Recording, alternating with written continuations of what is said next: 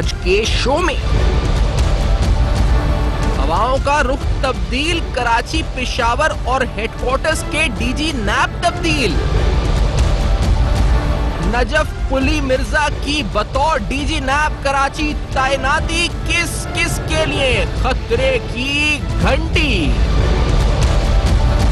नैब अहम केसेस की तहकीकात मंतकी अंजाम की जानिब।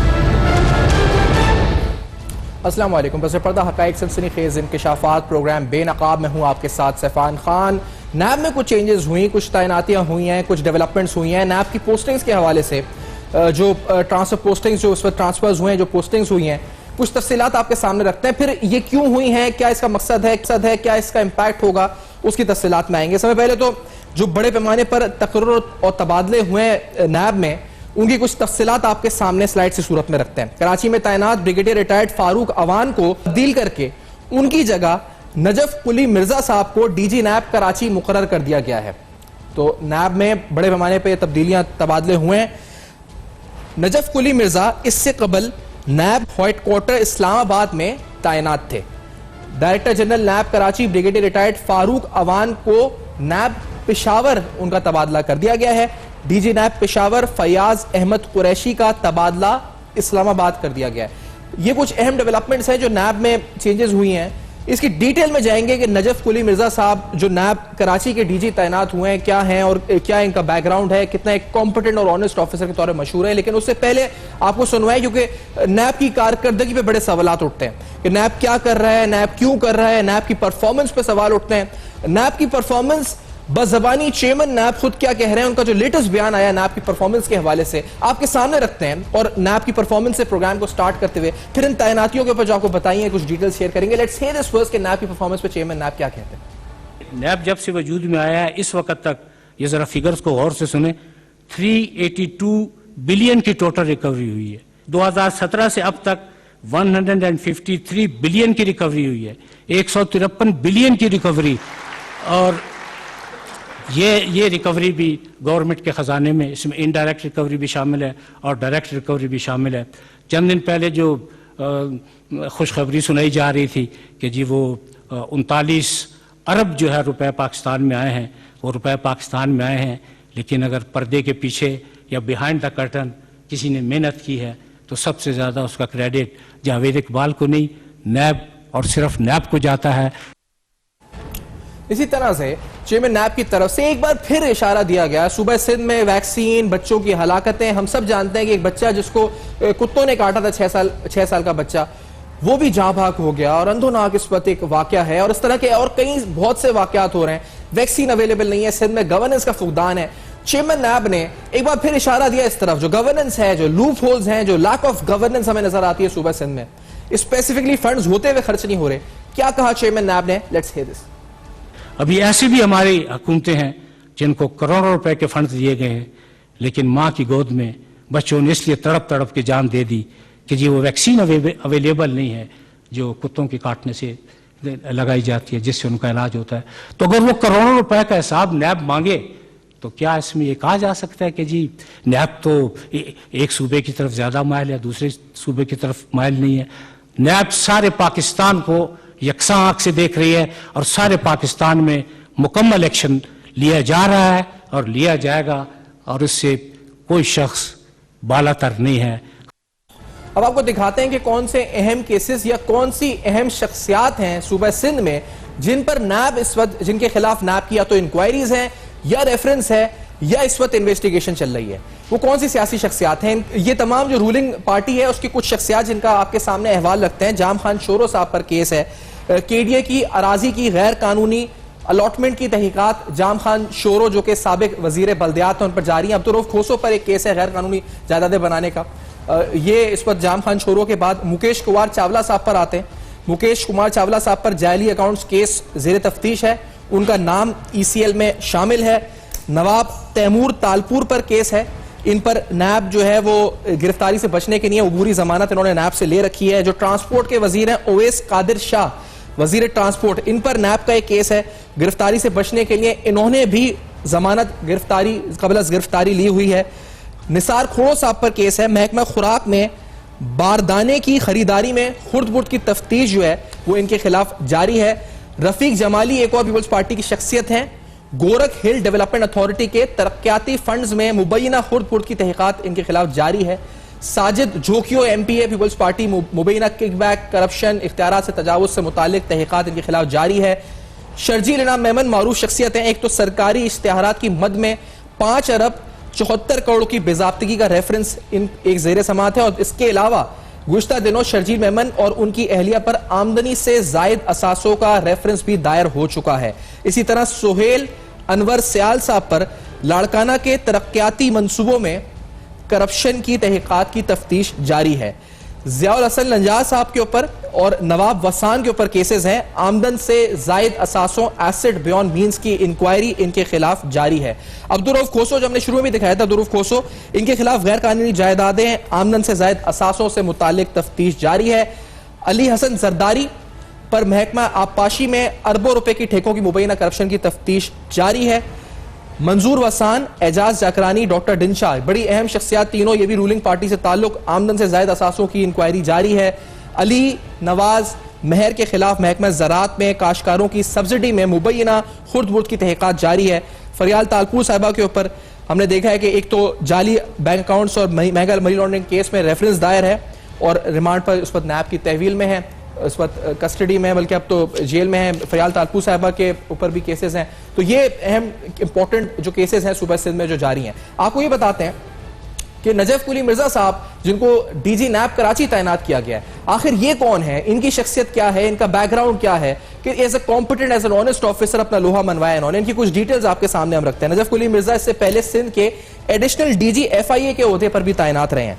नजफ कुली मिर्जा को FIA का होनेहार और कोई सिफारिश ना मानने वाला अफसर माना जाता है। आसिफ अली जरदारी जिन दिनों जेल में थे, ये उस वक्त सेंट्रल जेल कराची के सुपरिटेंडेंट होते थे। आसिफ जरदारी ने उनसे जेल में चंद रियायतें मांगी, लेकिन नजफ मिर्जा ने इनकार कर दिया था। ये उस वक्त की बात है जब जरदारी साहब जेल में होते थे। 2008 में पीपल्स पार्टी की हुकूमत आई तो नजफ मिर्जा को बतौर सजा OSD बना दिया गया था। जाली बैंक अकाउंट्स केस 7 रुकनी मुश्तरका तहकीकाती टीम के सरबरा additional DG FIA doctor Najaf Quli Mirza ही थे और नजफ कुली मिर्जा जाली बैंक अकाउंट्स केस की तहकीकात कर रहे थे जिस पर पीपल्स पार्टी और आसिफ जरदारी साहब के शदीद तहफ़्फ़ुज़ात थे। इससे कबल नजफ कुली मिर्जा नैब हेडक्वार्टर्स में भी तैनात रहे हैं।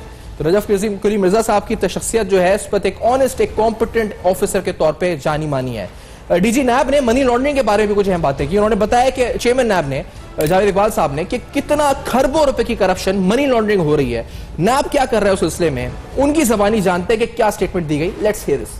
मनी लॉन्ड्रिंग जो है, ये मैं आपको दावे से कह रहा हूं और मैं इंशाअल्लाह इसको साबित करने की पोजीशन में भी हूं कि वो करोड़ों नहीं, अरबों नहीं, खरबों के हिसाब से हुई मनी लॉन्ड्रिंग जो है, और उसमें बेशुमार लोग उसमें मुलविस हैं। अभी अगर उनसे बुला के पूछा जाए तो उनका पहला नारा ये होता है कि जी इंतकाम ले रहे हैं, दूसरा नारा ये होता है कि जी इनका गठजोड़ है।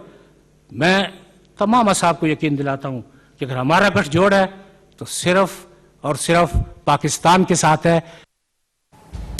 तो नैब का किसी के साथ गठजोड़ नहीं है। करप्शन पर भी बात की चेयरमैन नैब की तरफ से। उनके बयान के कुछ मुख्तलिफ हिस्से हम आपको सुनवा रहे हैं, जिसके बाद डिटेल के अंदर इस प्रोग्राम के अंदर हम बताएंगे कि नैब कराची में जो अहम तैनाती हुई है, नैब की ओवरऑल कारकर्दगी कैसी रही है। लेकिन करप्शन के बारे में चेयरमैन नैब की तरफ से क्या कहा गया है, क्या अहम बयान दिया गया है, लेट्स हियर दिस। हम हर सियासतदान का एहतराम करते हैं, हम हर ब्यूरोक्रेट का एहतराम करते हैं, लेकिन अगर 5,000 की जगह 5 करोड़ रुपए आपने लगाए हैं तो आपसे कोई नहीं पूछेगा कि आपने क्या किया।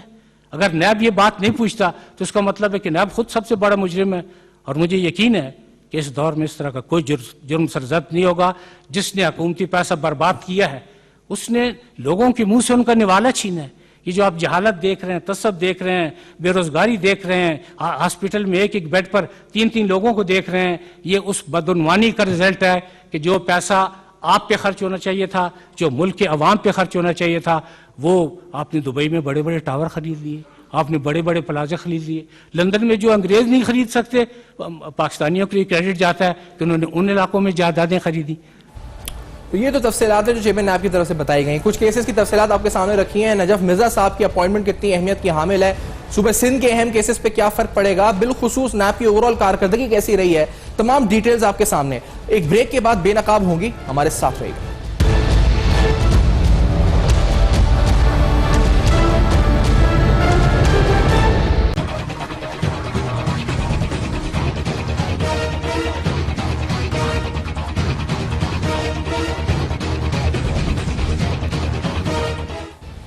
Welcome back. आप देख रहे हैं बेनकाब, और बेनकाब में अहम तरीन सवालात और अहम तरीन हक़ाइक़ आपके सामने रख रहे हैं। नजफ कुली मिर्जा साहब की as DG NAB Karachi appointment कितनी अहम है, कितनी अहमियत की हामिल है, नैब की कारकर्दगी और ओवरऑल नैब की परफॉर्मेंस को सामने रखते हुए सूबे सिंध में अहम केसेस कब तक मंतकी अंजाम तक पहुंचेंगे।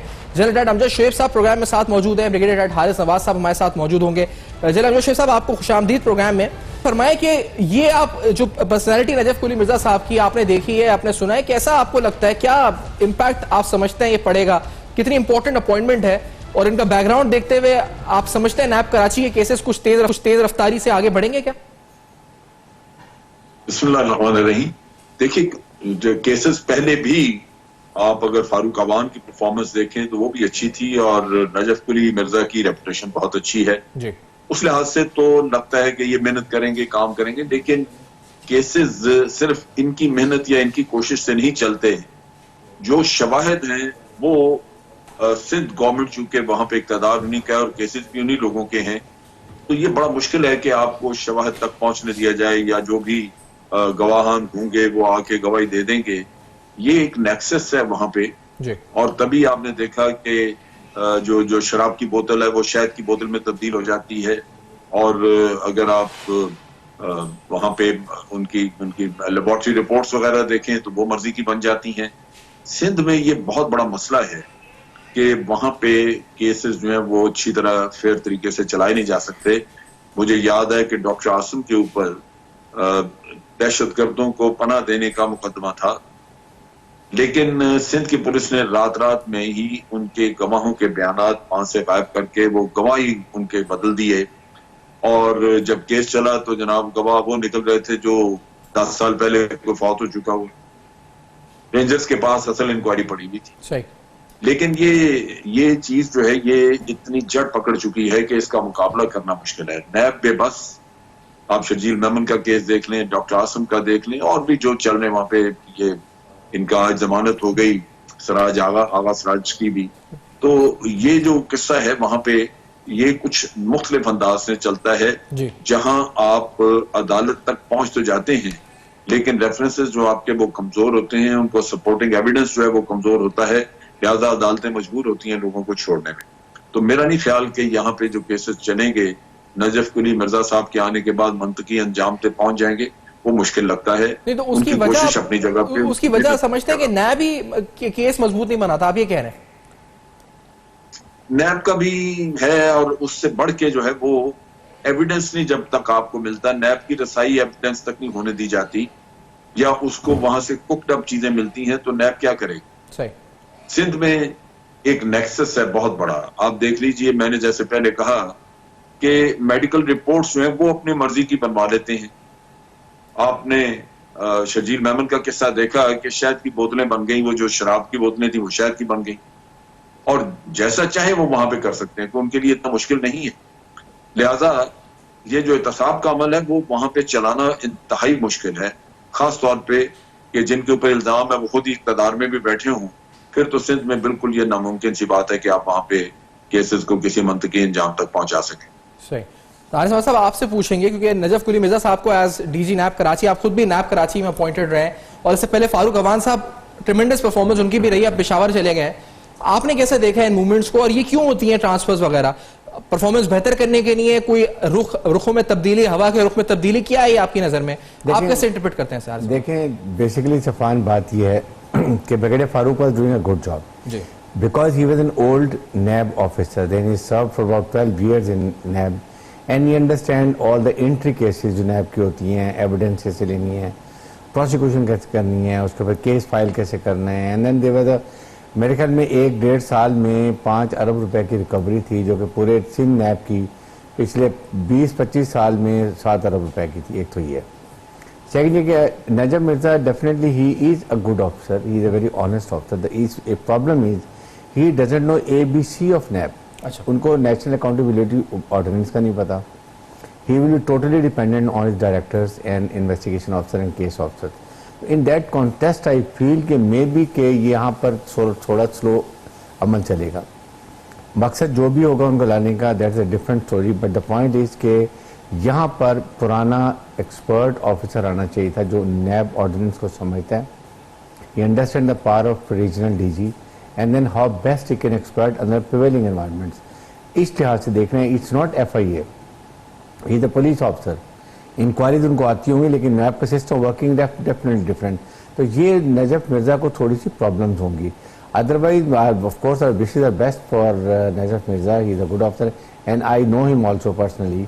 तो वो बात नहीं है, मैं बात करूँ जनरली ऑन ग्राउंड जो बात आपके नजदीक उनका जो एक्सपीरियंस स्किल्स हैं जो वो उस तरह के नहीं होंगे, लेकिन it takes 6 months to understand how the system of NAB works and by the time may be आप समझेंगे। लेकिन सर उनकी जो इससे पहले हिस्ट्री रही है वो आपको आपने देखी है ना, जैसे पुलिस में भी जब वो थे, जब जेल में थे, तो जब जरदारी साहब जेल में थे, उनकी एक परसेप्शन एक ऑनेस्ट ऑफिसर, कॉम्पिटेंट ऑफिसर के तौर पर है। उसको सामने रखते हुए आप समझते हैं किस किस के लिए खतरे की घंटी होगा उनका तैनात? नहीं, obviously I think People's Party should find a difficult time because everybody knows it कि थोड़ा सा वो अगर आपने लाहौर ये जो FIA की इंक्वायरी है कंप्लीट JIT थी ओमनीबर्ग ग्रुप की, और जो दूसरी ये जो बैंक अकाउंट है इनके बारे में अगर देखें बेनामी अकाउंट पे, तो वो सारी इंक्वायरी इन्होंने की हुई है। ज़ाहिर है के साथ जहाँ का सेटअप था स्क्वाड एजेंसीज का, उनका मिल के इंक्वायरी की है और उस वक्त उनका बहुत कंट्रीब्यूशन है, उस लिहाज से ही अंडरस्टैंड एवरीथिंग।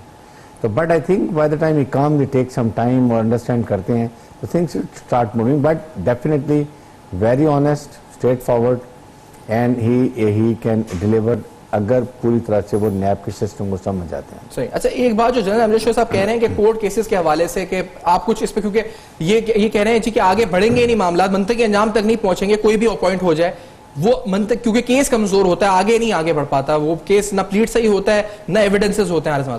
देखिए उसमें इशू ये है कि नैब को कैपेसिटी बढ़ाने की जरूरत है।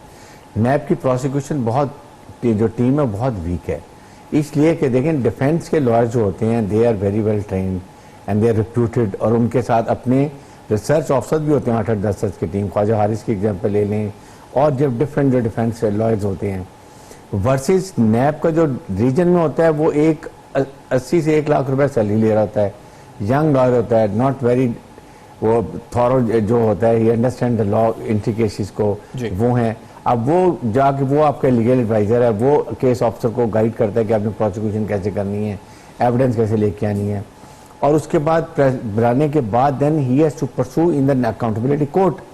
वहां पर जाने के लिए अब आप सोचेंगे कि एक तरफ ख्वाजा आसिफ खड़ा होता है, ख्वाजा हारिस खड़े होते हैं, एक तरफ अकेला लॉयर खड़ा है प्रोसिक्यूशन का, उधर 10 लोग खड़े हुए हैं, वो रिसर्च टीम को पुराने डिसीजन निकाल के दे रही हैं, एविडेंस दे रहे हैं, एक्ट दे रहे हैं, पुराने केसेस की हिस्ट्री बता रहे हैं।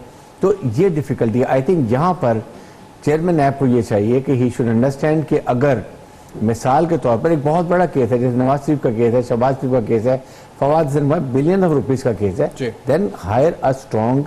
तो नईम बुखारी साहब थे आशियाना केस में, प्रोसिक्यूटर हायर किया था नईम बुखारी साहब को, फिर भी खातिर खा कुछ उसमें भी आशियाना केस में नहीं आगे बढ़ा मामला। देखें अगर वहां आपने एविडेंस शुरू में लॉयर का वहां उस वक्त कोई फायदा नहीं है। It is the time when you are preparing the case. आप जब वहां पर मटेरियल लेकर आ रहे हैं प्रोसिक्यूशन का, एक्शनेबल एविडेंस स्ट्रांग है, फिर आपका लॉयर जो आप हायर करेंगे रेफरेंस चला जाएगा, it is before the reference, means के आपके पास प्रोसिक्यूशन टीम जो केस ऑफिसर के साथ असिस्ट करती है लीगल एडवाइस देने के लिए, they should be very well qualified and they should know how the evidence collected. Apart case officer को भी अंडरस्टैंडिंग होती है, इन्वेस्टिगेशन ऑफिसर होती है, डायरेक्टर को होती है, but still you need a lawyer who understand each and word intricacies का मतलब क्या होगा when it goes to the court of law. इसलिए ये चीज वहां पर आपको चाहिए कि अच्छे लोगों को हायर कर लें। जब आप बिलियन ऑफ रुपीज की रिकवरी करें, दे नो हम spending 1 billion to hire this case, वरना आपके कितने हैं, आपने डीपीजी आगे पूरी इन्वेस्टिगेशन आगे दैट मैटर्स मोर। इसलिए आपको चाहिए कि केस का जो सब्सटेंस है उसका पेट सही भरा होना चाहिए प्रोसिक्यूशन के लिए to further prosecute when the time का। अच्छा, चेयरमैन नैब ने जो केसेस के बारे में कहा है वो भी आपको जरा कोर्ट केसेस के बारे में चेयरमैन नैब ने जो शॉर्ट जो है वो अगर सुनाते हैं इस पर नाज़रीन को कि बात केसेस की हो रही है, कोर्ट की परफॉर्मेंस, नैब की इन्वेस्टिगेशन परफॉर्मेंस, फिर कोर्ट में जो परफॉर्मेंस है वहां तनकीद होती है, तो खुद चेयरमैन नैब ने क्या जवाब दिया इस तनकीद का, लेट्स हियर दिस। इस वक्त तक मुल्क की मुख्तलिफ अदालतों में 1261 बदउनवानी के रेफरेंसेस पेंडिंग है। 1261 रेफरेंस। कभी कभार ये भी एतराज़ होता है कि जी नैब तो मुकदमात को लॉजिकल एंड पे नहीं पहुंचाता। हमारा लॉजिकल एंड उस वक्त ख़त्म हो जाता है कि जब हम मुकदमात को इंसदाद बदउनवानी की अदालत में हम रेफरेंस दायर कर देते हैं। रेफरेंस की तादाद है 1261, उसमें जो रकम इन्वॉल्व है वो 943 बिलियन है, 943 बिलियन। अगर उसका आधा भी आपको मिल जाता है अदालतों के तवस्सुत से तो पाकिस्तान की माली हालत कहां से कहां पहुंच जाती है। तो जनरल साहब आप ये फरमाइएगा इस बारे में कि चेयरमैन नैब भी कह रहे हैं कि अगर ये मामला अदालत से इस वक्त आगे बढ़ जाए तो फिर मईशत के लिए, स्टेट के लिए लूटी हुई रकम वापस लाने के लिए ये सब चीजें इंतहाई अहमियत की हामिल है। ये इस पर क्या कहना चाहेंगे? और ये तो कह रहे हैं इतने सारे रेफरेंसेस पेंडिंग पड़े कोर्ट में। जनरल साहब देखिए, जहां तक सिस्टम का ताल्लुक है वो कुछ इस तरह काम करता है कि करप्ट आदमी को उससे सपोर्ट मिलती है। आप देखिए कि जजेस की तादाद, अब इतने केसेस की बात ये कर रहे हैं, इस्लामाबाद में 2 जज थे सिर्फ, अब 4 करने की कोशिश हो रही है और लाहौर हाई कोर्ट से कोई नाम मांगे हुए हैं, काफी देर हो गई, पता नहीं वो मिले या नहीं मिले। अगर 4 भी जज हो जाए तो आप सोच लीजिए कि ये काम क्या निपटाया जा सकता है। और फिर उसके साथ साथ जो बड़े कॉम्पिटेंट एडवोकेट्स जो रिप्रेजेंट करते हैं एक्यूज्ड को, उनकी कोशिश होती है कि केस को तूल दिया जाए, लंबा किया जाए, और वो कामयाब रहते हैं उसमें। फिर एविडेंस का मसला है। आप देखें, वीक रेफरेंस बनता है, वीक इंक्वायरी होती है, इंक्वायरी में लूप होल्स होते हैं। फिर जज भी आप देखिए किसी हद तक कंप्रोमाइज, और सबसे बढ़ के जो एविडेंस लाया जाता है वहां पे वो बड़ा कमजोर, और वो उसकी वजह यही है कि आपको तावन नहीं मिलता किसी और से। यानी अगर हुकूमत तावन करे तो आपको शायद कोई अच्छा एविडेंस भी हाथ आ जाए। अब सिंध में सारा एविडेंस पड़ा हुआ है बैंकों का, और लेकिन सिंध की गवर्नमेंट जो है वो आपको सपोर्ट नहीं करेगी। वहां पे सपोर्ट मिलेगी करप्ट आदमी को, क्योंकि वो सारे उन्हीं के लोग हैं वहां पे जो जिनके ऊपर इल्जामात हैं। तो नतीजा ये है कि अल्टीमेटली केसेस जो हैं वो या तो लटके रहते हैं साल साल। यूसुफ गिलानी का केस 7 साल से चल रहा है, डॉक्टर आसिम के केस को 5-6 साल हो चुके हैं। इसी तरह आप देख लीजिए शर्जील मेमन के केस को भी 4 साल हो गए। क्या ये परफॉर्मेंस है? क्या इस तरह आप करप्शन खत्म करेंगे? सही जैसे बड़ा अहम सवाल है। लेकिन इस ब्रेक के बाद प्ली बार्गेन पे भी क्या क्या चेयरमैन नैब ने, और आप जो उसको भी आगे बढ़ाएंगे हारिस नवाज साहब से भी, और जो पॉलिटिकल जो इस वक्त ऑपोजिशन है वो सिंध में क्या समझती है नजफ मिर्जा साहब की अपॉइंटमेंट पे एज डीजी नैब कराची, ये भी जानने की कोशिश करेंगे। लेकिन इस छोटे से ब्रेक के बाद बेनकाब में हमारे साथ रहेगा।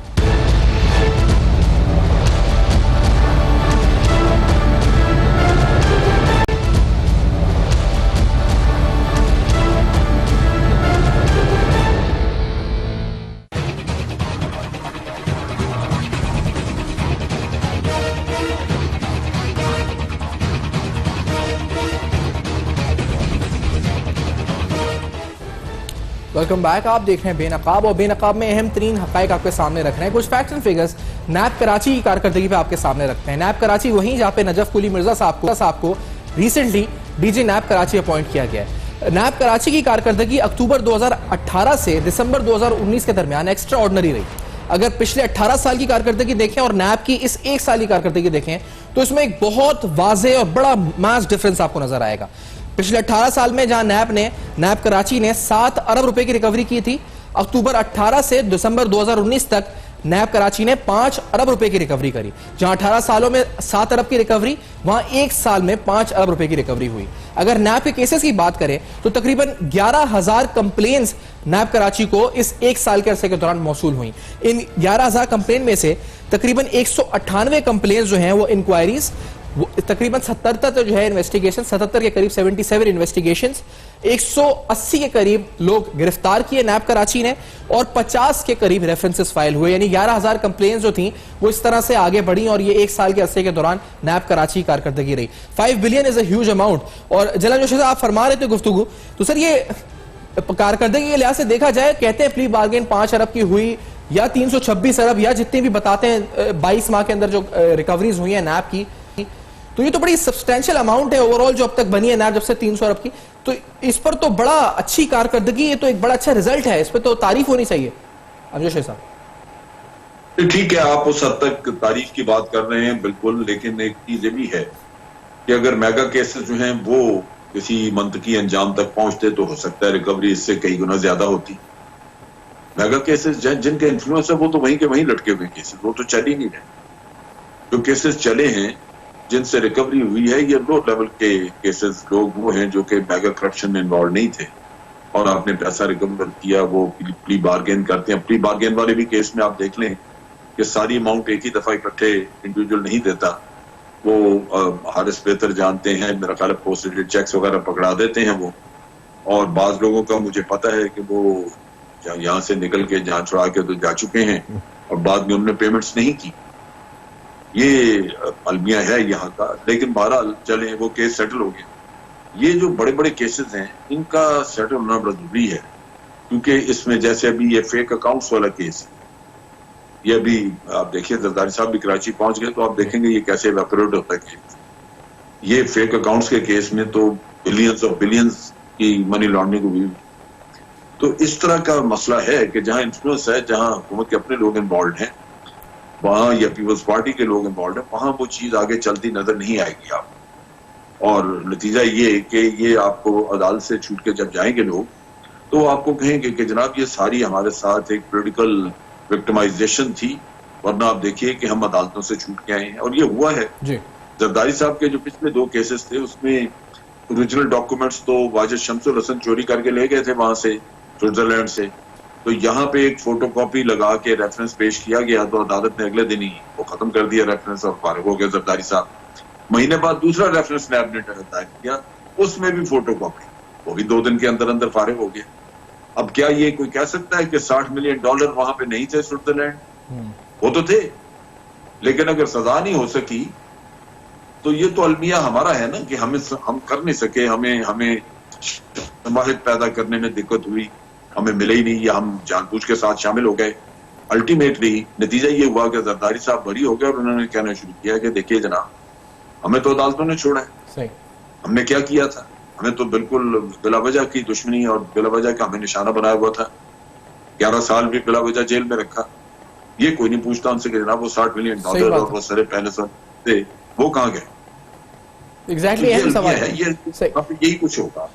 अच्छा नुसरत साहब अब्बासी साहब भी हमारे साथ मौजूद हैं, जीडीए की अहम रहनुमा। नुसरत साहब आपसे पूछेंगे, नजफ कुली मिर्जा साहब नैब कराची डीजी अपॉइंट हुए हैं, तो आपके नजदीक क्योंकि ये एक इंपॉर्टेंट अपॉइंटमेंट है, नैब का एक तो ओवरऑल इदारा इंपॉर्टेंट है, नैब कराची एक अहम ओहदा है। नुसरत साहब अब्बासी साहब आप तक मेरी आवाज आ रही है तो आप मुझे बताइए कितनी इंपॉर्टेंट इस वक्त ये अपॉइंटमेंट है और आप किस तरह देखती हैं, do you welcome this? Najaf Quli Mirza साहब का जो बैकग्राउंड है उसको देखते हुए सामने। Thank you so much Saifan. बिल्कुल आप जो उसमें नुसरत साहब की आवाज जी, नुसरत साहब की आवाज जो इस वक्त आप रिकनेक्ट करते हैं लाइन जी इतनी देर में। हाजिर समाज साहब ये फरमाइएगा कि जो बात जनरल साहब ने की, आप हंसे भी उस पर कि जो प्ली बार्गेन है, ये 700 मिलियन का चेक कुछ दिन कबल भी कराची में इस पर तकसीम हुए हैं, ये जो 5 अरब की फिगर है, क्या ये सही नहीं है फिगर, या ये कम होती है ज्यादा होती है, क्या इसका? नहीं, आई थिंक ये फिगर्स ठीक हैं, नो डाउट आई थिंक। और ये डायरेक्ट रिकवरीज हैं, इनडायरेक्ट रिकवरीज हैं। अच्छा, और इशू बेसिकली ये होता है कि जब जो अमजद बिल्कुल बात ठीक करेंगे, बहुत इंपॉर्टेंट केसेस डिले में द इशू जब रेफरेंस फाइल हो जाता है then it is out of the ambit of the NAB, then it is the accountability court के वहां पर उनके जज कैसे केस चलाते हैं, कितना एक्सपीडाइट करते हैं, कितनी कम डेट देते हैं, कितना उसको पुश किया जाता है, और ज़्यादा प्रोसिक्यूशन का जो केस फाइल हुआ है उसके साथ प्रोसिक्यूटर कितना स्ट्रांग है। एक तो ये बहुत अहम बात है। सेकंड देखिए, मैं आई स्टिल फील कि सबसे इंपॉर्टेंट नैब की बात जो है ना वो ये है कि अभी भी उसी तरह से कंप्लेंट अगर 11,000 आती हैं तो आपको चाहिए कि वो उनमें से at least 9,000 should go to anti corruption, FIA, सोन। नैब का काम नहीं है कि छोटे छोटे केसेस में जाना, सही तबेदार का केस, इंस्पेक्टर का केस, क्लर्क का केस और इस तरह के छोटे छोटे केसेस जो है लैंड के पर्सनल बिल्कुल नहीं लेने चाहिए। प्रेस रिलीज आती है उसमें हम देखते हैं मिनिमम 25 to 50 करोड़ रुपए का case, mega recovery. It's a very good organisation, I have lot of respect for NAB and they are doing a very good job. जब सब नैब की बुराई कर रहे हैं मीन्स कि नैब इज एटलीस्ट वर्किंग। सही। एक नुसरत साहब आप हमारे साथ मौजूद हैं। नुसरत साहब ये फरमाइएगा, आपके नजदीक नजफ कुली मिर्जा साहब की अपॉइंटमेंट किस तरह से आप देख रही हैं इसको? नुसरत साहब thank you so much sir. देखिए जी, उनका जो अगर हम पिछला कैरियर देखते हैं ना, तो इस वक्त मेरे ख्याल में इनको एक खुशाइन तब्दीली के तौर पर देखा जा रहा है। और वैसे भी नैब के हवाले से सिंध में दूसरे सूबों की अगर हम कंपेयर करें, ये दिख रहा था कि नैब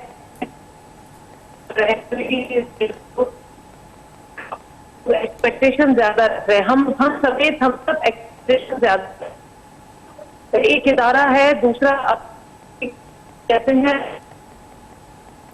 सही। नुसरत साहब की लाइन में डिस्टॉर्शन ही है, इस पर हम जब तक हारिस समाज साहब से आपसे बात करते हैं। हारिस साहब, आप जो कह रहे थे, आपने एक पॉइंट बताया, दूसरा आप, क्योंकि ये तो एक्सपेक्टेशंस बढ़ रही है नजफ कुली मिर्जा साहब से, आप सुन रहे हैं इस पर नुसरत साहब? जी बिल्कुल। देखिए, नजफ मिर्जा आप जो है जी, Najaf Mirza is a very good professional officer and he is very honest, upright, और बिल्कुल मेरिट पे करेंगे, I have no doubt about it. And Sindh में उनकी रेपुटेशन बहुत अच्छी है। लेकिन आई स्टिल फील, लेकिन द पॉइंट इज कि एक ऑफिसर को अगर 1 साल हुआ है यानी ये फुली अंडरस्टैंड कि हाउ द सिंह are functioning in the NAB Sindh के अंदर, और इस वक्त चेंज करना मीन्स के बहुत ज़्यादा इफेक्ट इस तरह हो जाता है कि then somebody new people come, briefing, understand, by the time 4 महीने ज़ाया हो जाएंगे। तो ये चीज़ें भी सोचनी चाहिए। तो इसमें continuity of command like in army इसमें भी चाहिए, ताकि जो भी रीजन में है वो अंडरस्टैंड कर रहा है और वो अगर डिलीवर कर रहा है, यस, अगर he is going slow, he is not giving result, तो फिर तो ठीक है, चेंज जरूर करना चाहिए, पर्सन शुड कम। तो इस लिहाज को भी चेयरमैन नैब को देखना चाहिए। लेकिन साथ ही साथ जो मैं बात कर रहा था जी, कि आपने एक तो केसेस जो हैं, जितने छोटे केसेस वो शुड नॉट बी, ये सारे आपके रिसोर्सेज ड्रेन आउट होते हैं, कैपेसिटी इफेक्ट करते हैं। जब आपके आईओएस, केस ऑफिसर, डायरेक्टर छोटे छोटे केसों में फंसे हुए हैं, तो बड़े केसों में क्या करेंगे? इसलिए 3-4 साल एक केस को कंप्लेंट वेरिफिकेशन से लेके रेफरेंस फाइलों तक लग जाता है। तो this is time wasted out. Number 2 इसके साथ ये है कि फिर जो एक सुप्रीम कोर्ट ने जो गड़बड़ कर दी वो ये है कि जो उन्होंने वॉलंटरी रिटर्न ख़त्म कर दिया। वॉलंटरी रिटर्न बिल्कुल गवर्नमेंट ऑफिसर्स के लिए ख़त्म कर देते, बट बिजनेस कम्युनिटी के लिए, पॉलिटिशियन के लिए रहने देते, इसलिए कि ये वॉलंटरी रिटर्न में बहुत पैसा हमें मिलना था। अभी वो इसलिए नहीं कर रहे हैं कि अगर प्री बार्गन में है तो उनको ऊपर देर एट फॉल्ट, इसका मतलब है वो कॉन्विक्ट है, उनको 10 साल के लिए इलेक्शन से ख़त्म हो गए, बैंकों से लोन नहीं ले सकते, बिजनेस नहीं कर सकते, ब्लैक लिस्ट हो जाते हैं, 101 इंडिकेशन आती हैं। अगर आज वॉलंटरी रिटर्न होता, आई एम श्योर कि इससे 4-5 टाइम डबल रिकवरी होती है। साहब, आप तक आवाज हमारी आ रही है, आप फरमाइए, कि आपकी बात उस वक्त डिस्कनेक्ट हो गई थी, लाइन में डिस्टॉर्शन था। आपने कहा खुशाइंद है नजफ मिर्जा साहब की अपॉइंटमेंट। जी सैफान, मैं ये आपसे कहती हूँ कि उनका